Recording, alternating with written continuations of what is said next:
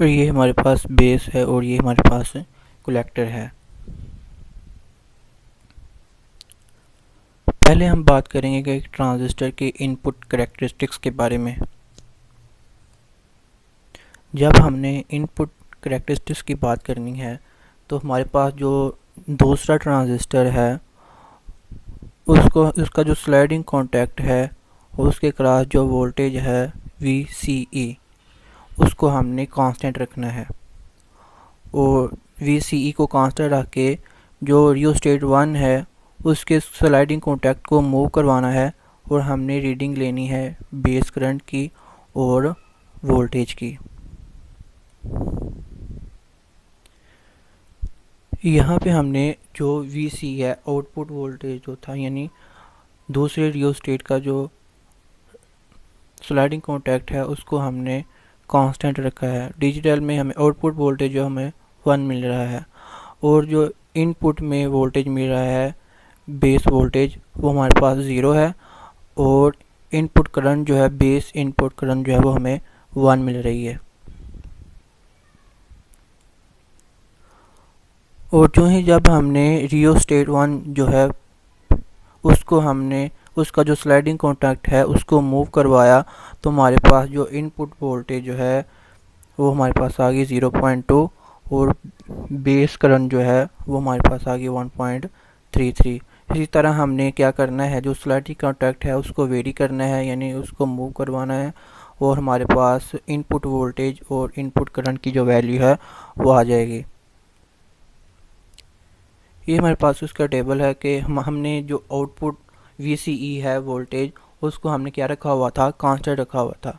और हम क्या कर रहे थे जब हम पहले रियोस्टेट की जो स्लाइडिंग कॉन्टैक्ट है उसको वेरी कर रहे थे वोल्टेज को चेंज कर रहे थे तो हमारे पास जो करंट है वो भी मुख्तलिफ वैल्यूज़ की भी आ रही थी। यानी जब हमारे पास VBE 0 था तो उस वक्त जो बेस करंट थी वो हमारे पास 1 थी। जब हमने स्लाइडिंग कॉन्टैक्ट को मूव करवाया पहले रियोस्टेट के तो जब हमें जो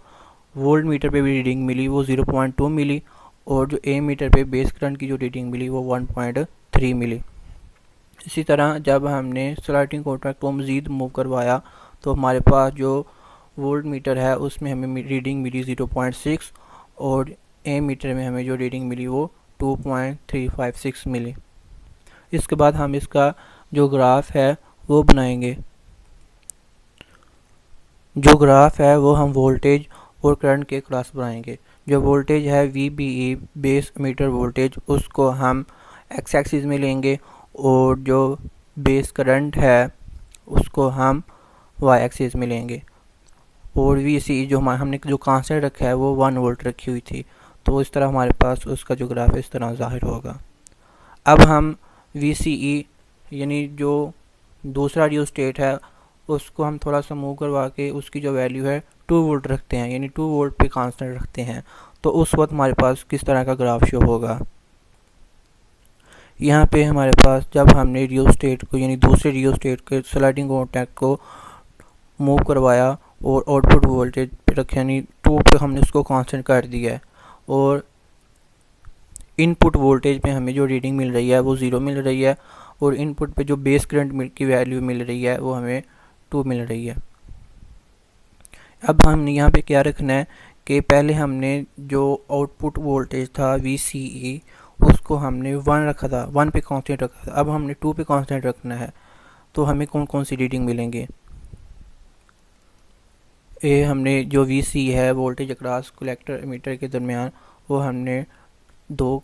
कांस्टेंट रखी है 2 कांस्टेंट रखी है और हमें जो वोल्टेज मिल रहा है यानी जब हमने स्लाइडिंग कॉन्टैक्ट को इनपुट के रियोस्टेट के स्लाइडिंग कॉन्टैक्ट को मूव करवाया तो उस वक्त हमारे पास जो रीडिंग